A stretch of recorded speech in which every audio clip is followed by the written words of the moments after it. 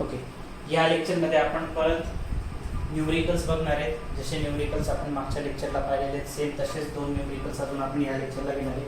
जास्त काही मोठं नाही करणार आपण हे लेक्चर, शॉर्टच ठेवू. सिंपल दोन न्यूमरिकल्स बघणार आहे आपण इलॉंगेशनच्या बेसवर किंवा bars in a varying cross section जो टॉपिक आपला चालू होता त्याच्यावर.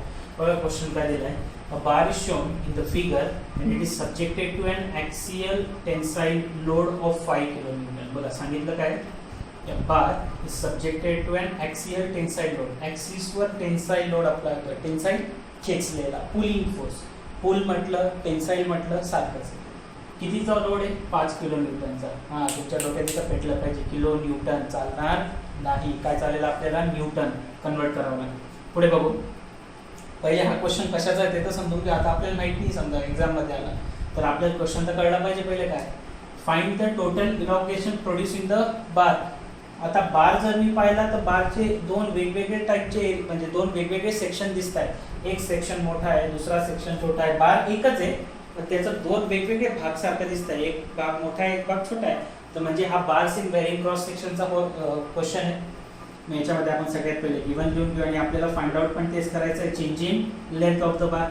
सगळ्यात पहिली व्हॅल्यू काय दिली आपल्याला? Load. Load is equal to किती सांगितलंय?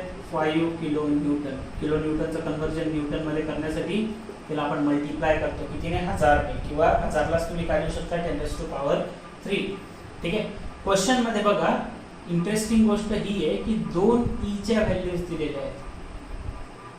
मॉड्युलस ऑफ ई काय राहतं? मॉड्युलस ऑफ इलास्टिसिटी कशासाठी दिलंय? स्टील. ठीक आहे, मॉड्युलस ऑफ इलास्टिसिटी स्टील आणि एल चा अर्थ काय राहतो? ॲल्युमिनियम. हे काय तुमचं? स्टील आहे.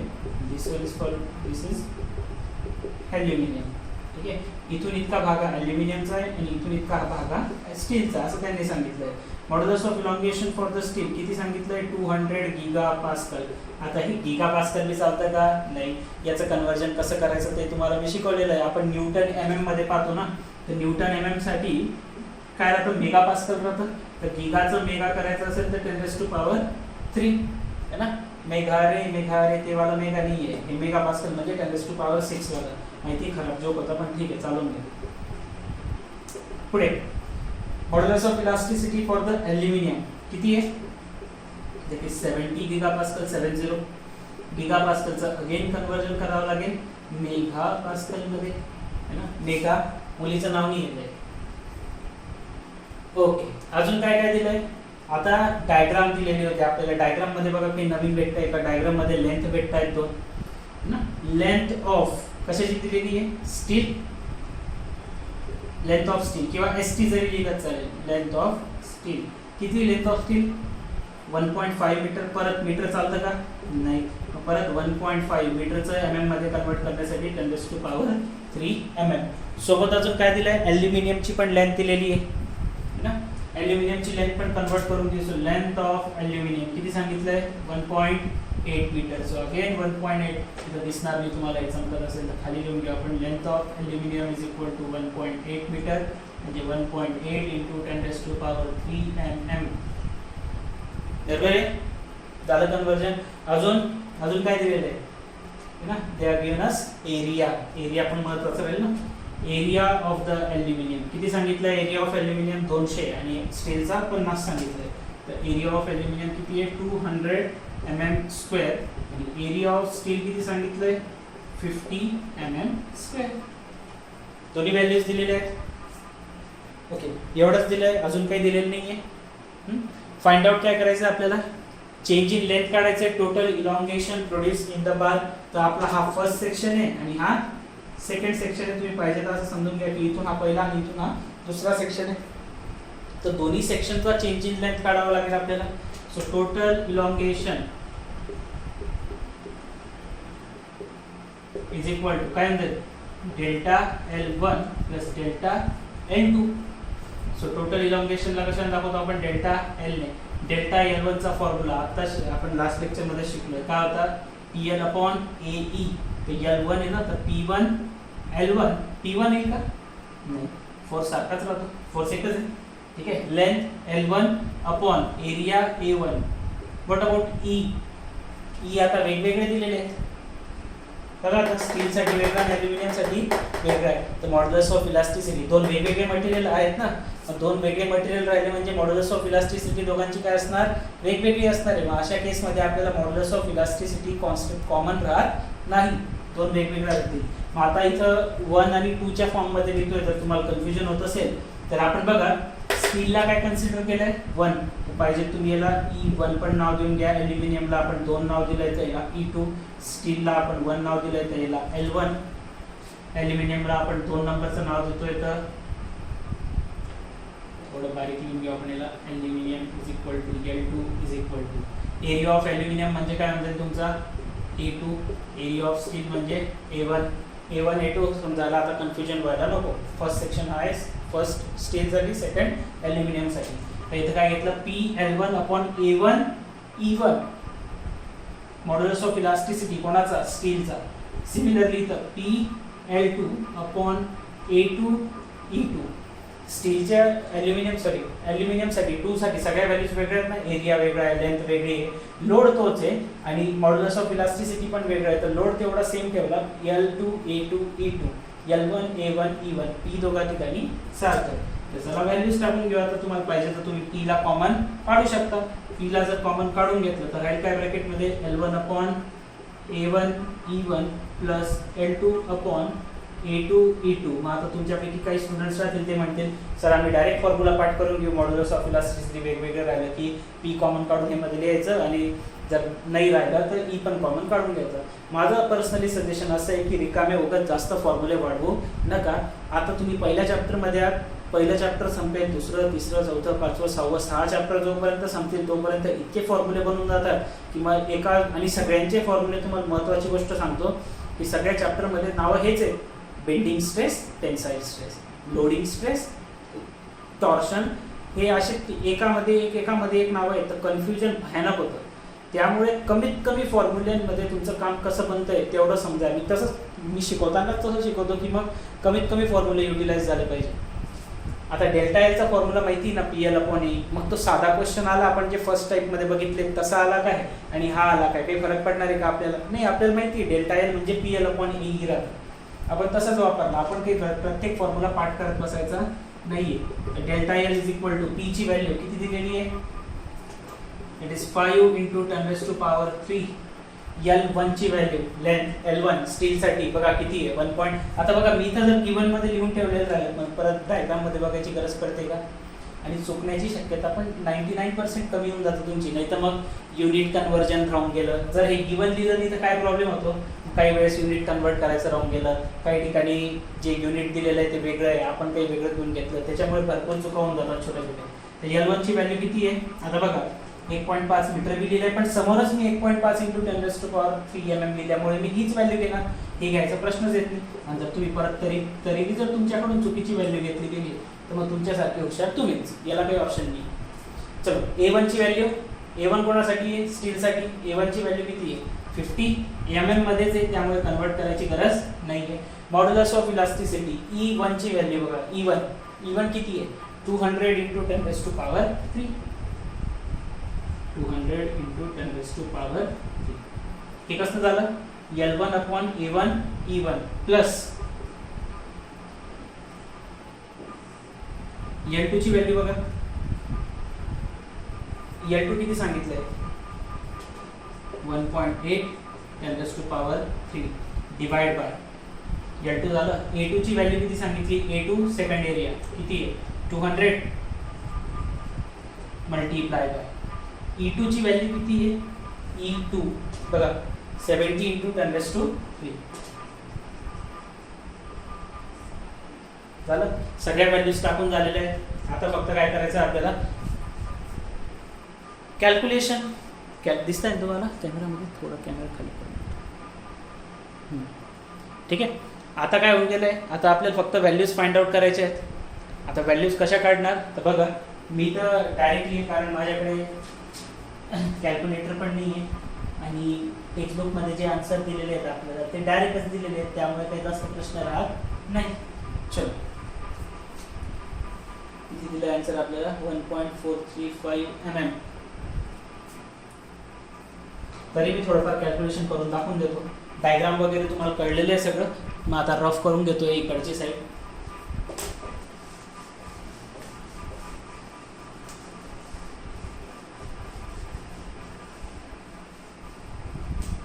तुमच्याकडे कॅल्सीमध्ये करायचं कसं आहे तुम्हाला कॅल्क्युलेशन ते दाखवून देतोय.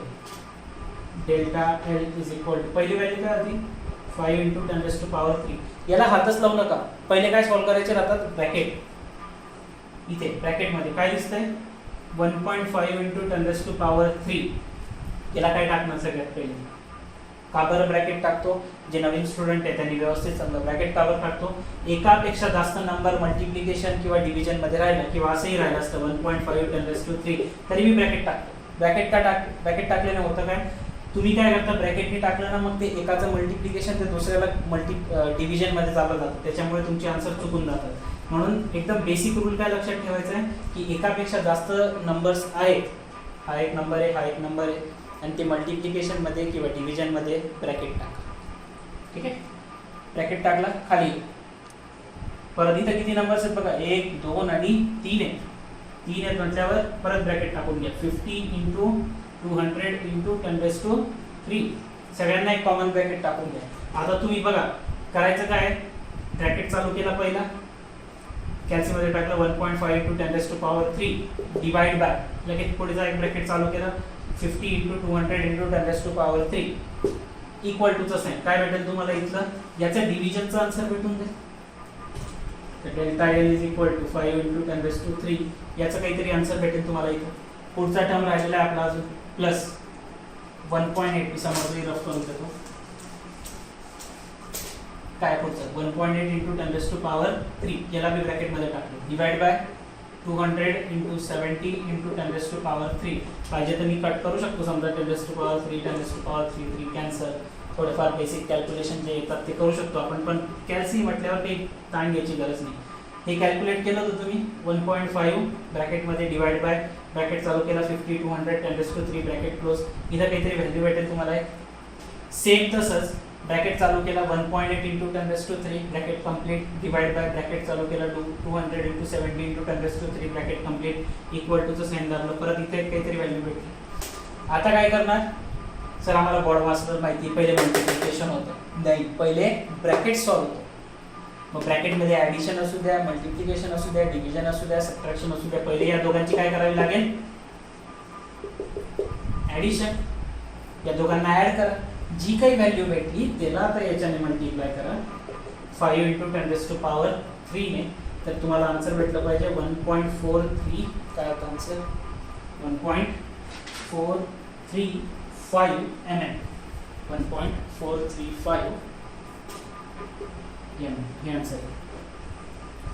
ठीक आहे, याच्याने आपल्याला दोघांना मल्टिप्लाय करायचं होतं. मग हे सगळं सॉल्व्ह करून घेतलं आपण. या दोघांची ॲडिशन करा, जी काही आन्सर भेटेल इथं त्याला मल्टिप्लाय करा 5 × 10⁻³ ने, तर तुम्हाला आन्सर भेटणार आहे 1.435 mm. कळलंय, सिंपल क्वेश्चन होता, जास्त काही कठीण नाही. प्रोसेस तीच होती. क्वेश्चनमध्ये वेगळं काय होतं तर या क्वेश्चनमध्ये मागच्या क्वेश्चनपेक्षा वेगळं असं होतं की या ठिकाणी ईच्या व्हॅल्यूज आता 2 दिलेल्या होत्या. कळलंय सगळ्यांना. चल, काही अडचण असली तर व्हॉट्सअप करायचं आहे, व्हॉट्सअपवर मेसेज करा. काही घाबरण्याचं कारण नाही, जे नवीन येत आहेत त्यांनी बी, जे जुने आहेत त्यांनी पण. ठीक आहे, चला आता नेक्स्ट क्वेश्चन, शेवटचा क्वेश्चन घेऊया आपण या टाईपचा, मग तुम्हाला एक होमवर्कसाठी भेटेल. चल नेक्स्ट क्वेश्चन बघू. लास्ट क्वेश्चन आहे व्हेरिएशन ऑफ बार मध्ये हा लास्ट क्वेश्चन आहे. बघा क्वेश्चन काय सांगितलं आहे, copper bar shown in the figure which is subjected to a tensile load of 30 kN. बघा डायग्राम आपल्याला दिलेली, पण आता किती सेक्शन दिसत आहेत तुम्हाला. बघा याचा डायमीटर 40 आहे, याचा डायमीटर 50 आहे, याचा डायमीटर 30 आहे. याचा अर्थ 3 सेक्शन आहेत, 1 2 आणि 3. ठीक आहे, सो गिवन लिहूया. गिवन मध्ये सगळ्यात पहिले सांगितलं काय की लोड किती अप्लाय करायचा आहे 30 kN. किलो कन्वर्जन पहिले कशात करणार तुम्ही, न्यूटन मध्ये. आता हे सांगायची गरज नाही, आता क्वेश्चन झाले. डिटरमाइन द स्ट्रेस, आता हे कळत असेल ना तुम्हाला, तर तरी बी नाही कळत आहे तर मागचे लेक्चर जरा थोडंसं व्यवस्थित बघा. किलो न्यूटनचं कन्वर्जन न्यूटन मध्ये करण्यासाठी 10⁻³ ने मल्टिप्लाय करायचं आहे. डिटरमाइन काय करायचं आपल्याला, stress induce in the each section and the total elongation in the bar. प्रत्येक सेक्शन मध्ये किती स्ट्रेस जनरेट झाला, कशात विचारलंय, प्रत्येक एका सेक्शन मध्ये. मग प्रत्येक सेक्शन मध्ये लोड तर सारखाच देताय तुम्ही, चेंज काय होतोय प्रत्येक सेक्शनचा एरिया. स्ट्रेसचा फॉर्म्युला काय होतो, लोड अपॉन एरिया. लोड प्रत्येक वेळेस सारखाच राहील पण एरिया जो राहील तो प्रत्येक सेक्शनचा वेगवेगळा आहे, त्यामुळे प्रत्येक सेक्शन मध्ये तयार होणारा स्ट्रेस पण वेगवेगळा राहील आणि टोटल इलॉंगेशन पण काढायचं आहे. ई ची व्हॅल्यू बघा काय सांगितली आहे, ई ची व्हॅल्यू दिली आहे 100 गीगापास्कल. एकच व्हॅल्यू दिलेली आहे ना, याचा अर्थ काय की तिन्ही सेक्शन जे आहेत ते एकाच मटेरियलचे आणि गीगापास्कलचा मेगापास्कल करण्यासाठी मी 10⁻³ ने मल्टिप्लाय केलं. चला बघा एक एक सेक्शनची. याचा डायमीटर किती सांगितलं आहे, d1 इज इक्वल टू किती आहे 40 mm. याचा डायमीटर किती आहे d2 is equal to 50 mm आणि लास्टचा डायमीटर किती आहे d3 is equal to 30 mm. अजून काही राहिलंय का, अजून काही गिवन क्वांटिटी आहे जी बाकी आहे आपली, नाही. एक मिनिट होल्ड करून घ्या कारण मी टाकून देतो मार्करमध्ये, परत तुम्हाला दिसणार नाही. पॉज मी करत नाही.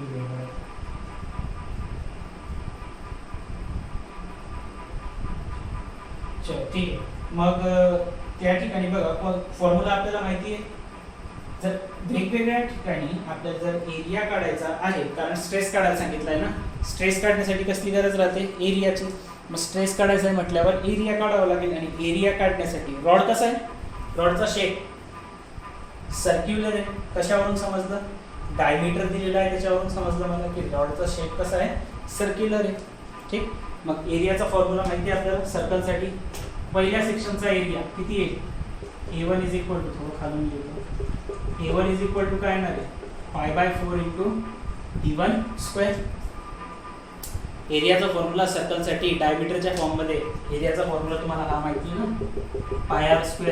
याच πr² तुम्ही π/4 d² असं सुद्धा लिहू शकता डायमीटरच्या फॉर्ममध्ये. चला बोला पहिलं डायमीटर किती आहे 40 आहे, इथं काय म्हणते π/4 into 40 square. A1 is equal to π/4 into 40 square. करता येईल कॅल्क्युलेट, सगळ्यांना करता येतं, एवढं कॅल्क्युलेशन तर सगळ्यांना जमतं. Next A2 is equal to काय होईल परत π/4 d2 square which is equal to π/4 into d2 ची व्हॅल्यू, d2 किती बरं 50 mm, कन्वर्ट करायची गरज नाही, 50 स्क्वेअर. इथून काय भेटणार तुम्हाला A2 ची व्हॅल्यू. कसं कॅल्क्युलेट करतात, सगळ्यात पहिले काय टाकायचं 50 square multiply by pi divide by 4. तुम्ही पाहिजे तर ब्रॅकेट पण टाकू शकता, इथं ब्रॅकेट टाकू शकता ना, एक पेक्षा जास्त quantity. Similarly A3 is equal to काय येईल π/4 इंटू d3 स्क्वेअर. काय जाईल एरिया π/4 इंटू थर्ड डायमीटर किती आहे 30 ब्रॅकेट स्क्वेअर. इथून काय भेटेल तुम्हाला A3 ची व्हॅल्यू आणि एरिया आहे सगळे कशात भेटतील तुम्हाला mm स्क्वेअर मध्ये. गरज आहे का एरियाची, हो, कारण आपल्याला स्ट्रेस काढायचा आहे आणि स्ट्रेस लागलं नाही लागलं तरी बी आपल्याला डेल्टा एल काढण्यासाठी पण एरियाची गरज पडतेच. ठीक. चला मग आता A1 A2 A3 च्या व्हॅल्यू किती दिल्या आहेत ते लिहून घेतो मी पहिले. A1 ची व्हॅल्यू किती येणार आहे, A1 ची व्हॅल्यू आली पाहिजे तुमची 0.64 mm स्क्वेअर. A2 ची व्हॅल्यू आली पाहिजे तुमची 1963.49 mm स्क्वेअर आणि A3 ची व्हॅल्यू आली पाहिजे तुमची 706.86 mm स्क्वेअर. चलो ठीक आहे. आता याच्या पुढे काय करायचं आपल्याला, स्ट्रेस काढायचा आहे प्रत्येक सेक्शन मधला. ठीक आहे. तर स्ट्रेस कसं काढणार, रफ करून घ्या. आता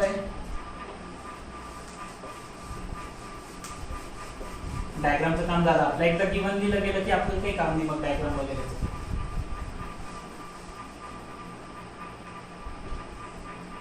okay, so stress in section 1 काय होईल T/A1. T चेंज होईल का, T चेंज होईल नाही, कारण सगळ्या सेक्शनवर आपण सध्या तरी काय कन्सिडर करतोय है ना, कंपोजिट बार आहे. तर सध्या तरी आपण असं कन्सिडर करतोय की जो फोर्स अप्लाय होईल तो प्रत्येक सेक्शनवर सेम अप्लाय होईल. तर बघा आता स्ट्रेस 1 काढायचा आपल्याला, P1/A1 करू आपण. P ची व्हॅल्यू सेमच राहील प्रत्येक ठिकाणी. So here 30 into 10⁻³ divide by A1 ची व्हॅल्यू किती आली तुमची 1256.64. मला नाही माहिती याचा आन्सर किती येणार आहे, हे इथं ब्रॅकेट टाकून ही ब्रॅकेटमध्ये व्हॅल्यू टाकायची, डिवाइड बाय दिस व्हॅल्यू, जे काही आन्सर येईल त्याचं युनिट काय राहील, स्ट्रेसचं येतं न्यूटन पर एम स्क्वेअर. बुकमध्ये हे व्हॅल्यूज फाइंड आउट करून बी दिलेली नाही आहे, त्यामुळे मी आता कॅल्क्युलेशन काही करत नाही. मोबाईलमध्ये कॅल्क्युलेट करावं लागेल, त्याच्यासाठी मला आपलं लेक्चर थांबवावं लागेल. ठीक आहे, तर हे कॅल्क्युलेशन तुम्ही करून घ्यायचे. स्ट्रेस 2 सिमिलरली कसं फाइंड आउट करणार, P अपॉन A2. लोड किती आपला होतोय 30 इंटू 10⁻³ डिवाइड बाय A2 ची व्हॅल्यू किती आली 1963.49. अगेन जे काही आन्सर येईल त्याचं unit Newton per m square. Bracket टाकून घ्यायचं एकापेक्षा जास्त व्हॅल्यू.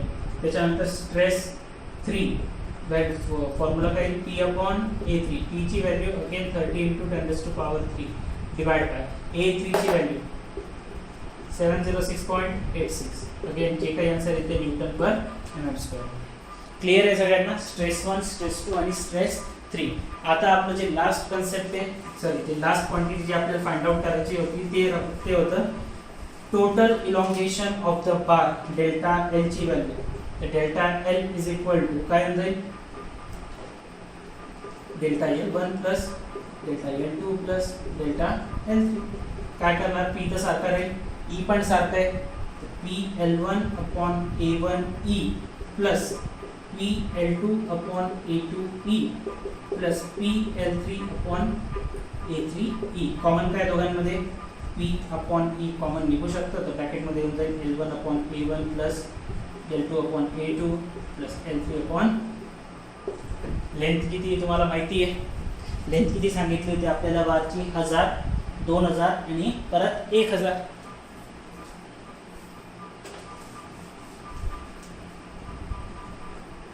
जे काही आन्सर येते न्यूटन पर एम स्क्वेअर मध्ये.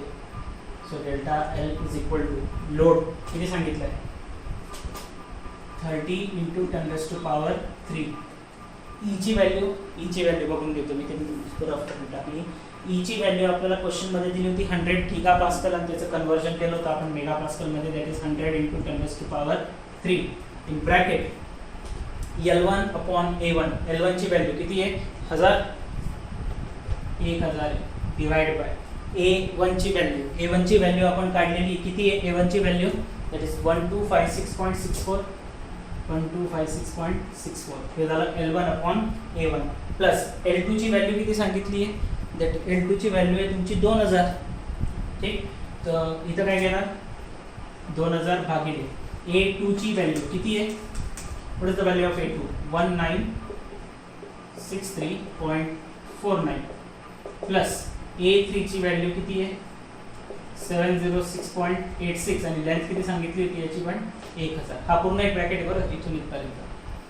इथून काय काढणार, डेल्टा एल 10⁻³ 10⁻³ संपलं, 0 संपलं, इथं काय आलं 3/10 आणि हा जो पूर्ण ब्रॅकेट आहे बघा. आता हे तुम्हाला माहिती आहे, एक व्हॅल्यू दोघांना डिवाइड करायचं, 1000 भागिले 1256.64 जे काही व्हॅल्यू आली ती इथे टाकायची, प्लस 2000 भागिले 1963.49 जी काही व्हॅल्यू आली ती इथे, प्लस 1000 भागिले 706.86 जी काही व्हॅल्यू आली ती इथे. या तिघांची काय करणार ॲडिशन, आणि तिघांची ॲडिशन केल्यावर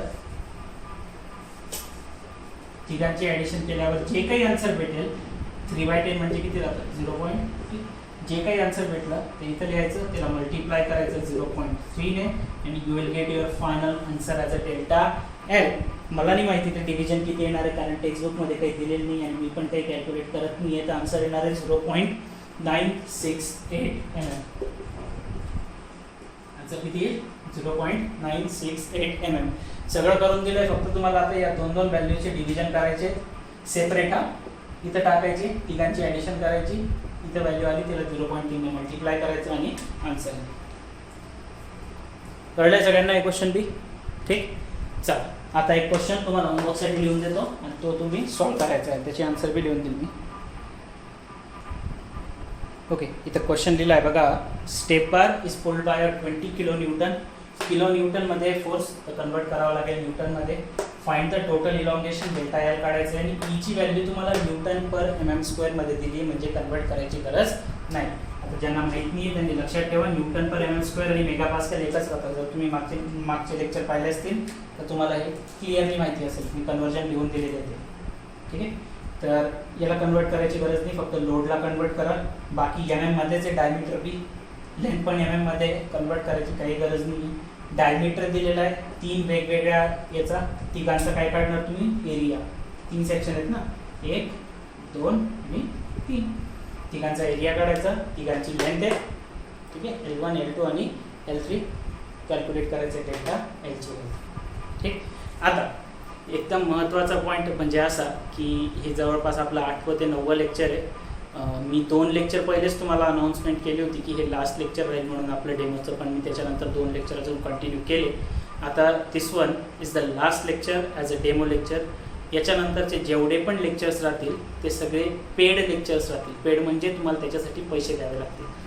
किती पैसे द्यायचे, कोणाला किती द्यायचे, पहिल्यांदा किती द्यायचे, दुसऱ्यांदा किती द्यायचे, हे सगळं जर तुम्हाला जाणून घ्यायचं असेल तर त्यासाठी मी एक व्हिडिओ अपलोड केलेला आहे आपल्या ॲपवरच आणि व्हॉट्सअप ग्रुपवर पण केला होता.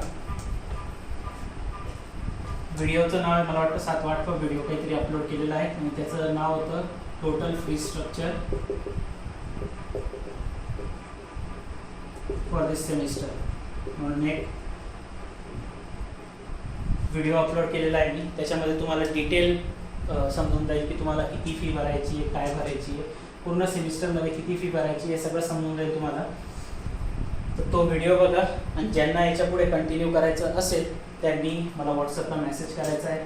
त्यानंतर तुम्हाला आपण फीजबद्दल कशी पे करायची, तुम्ही काय करायचं आहे ते सगळं डिस्कस करू. म्हणजे मी तुम्हाला सांगेल की कशावर पे करायचं आहे, काय करायचं आहे. ज्यांच्याकडे माझा नंबर नसेल त्यांनी या नंबरवर, जे नवीन स्टुडंट आहे समजा ज्यांच्याकडे नंबर नाही आहे त्यांनी ह्या नंबरवर मला व्हॉट्सअप करायचं आहे किंवा कॉल पण करू शकता. त्याच्यानंतर जर तुम्हाला याच्या पुढचे लेक्चर जर बघायचे असतील तर तुम्हाला फी पे करावी लागणार आहे. आणि मग आता होईल काय की ही जी बॅच आहे, ही जी एक बॅच बनवलेली आहे आपण 25-30 स्टुडंटची, ही बॅच अशीची अशीच राहील. पण या बॅचमधनं जे 30 जण आहेत ना 1 2 3 and so on up to 30, जे लोक फी पेड करतील त्यांना या इकडच्या बॅचमध्ये शिफ्ट केलं जाईल. ठीक आहे, या बॅचमध्ये ॲड केलं जाईल. तर याच्या पुढचे लेक्चर तुम्हाला ह्या बॅचमध्ये दिसतील. याच्यामध्ये फक्त तुमचे हे 8 ते 9 लेक्चर जेवढे टाकलेले आहेत मी, हे सगळे लेक्चर हे कायम दिसत राहतील 8-9 lecture as a demo lecture म्हणून. आणि याच्या पुढचे लेक्चर ज्यांना बघायचे त्यांना फी पे करावी लागेल. ऑलरेडी काही स्टुडंट्सने फी जमा केलेली आहे, त्यांना ते लेक्चर्स दिसतीलच आता. पण आता हे ॲज अ लास्ट लेक्चर राहील तुमचं ॲज अ डेमो लेक्चर म्हणून. ठीक आहे, तर आजचं लेक्चर आपण इथंच संपूया.